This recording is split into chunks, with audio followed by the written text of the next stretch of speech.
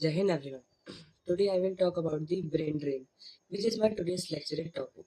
So, what is called the brain drain? It is the migration of educated persons from one country to another. The major destinations of brain drain, including the countries like Italy, UK, USA, and Canada, and Australia, and many more. What are the reasons behind the brain drain from India? There are the two factors. The first factor is push factor, the lack of higher educational facilities.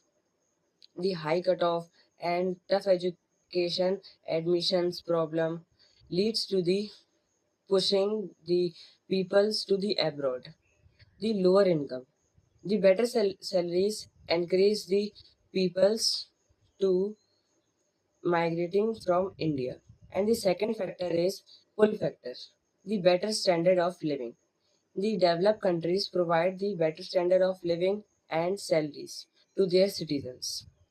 And the societal pressure. Most of the youth want more freedom, but the society doesn't always support their choices.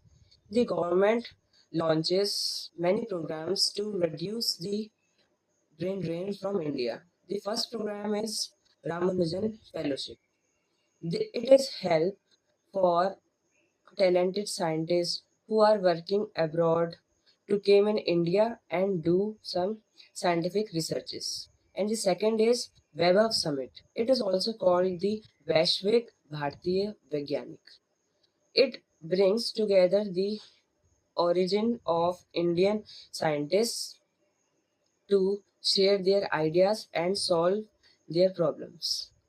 How to limit the brain drain from India? By higher taxation policies, by reducing the tax of India, higher wages and employment facilities, and research and organizations. Thank you.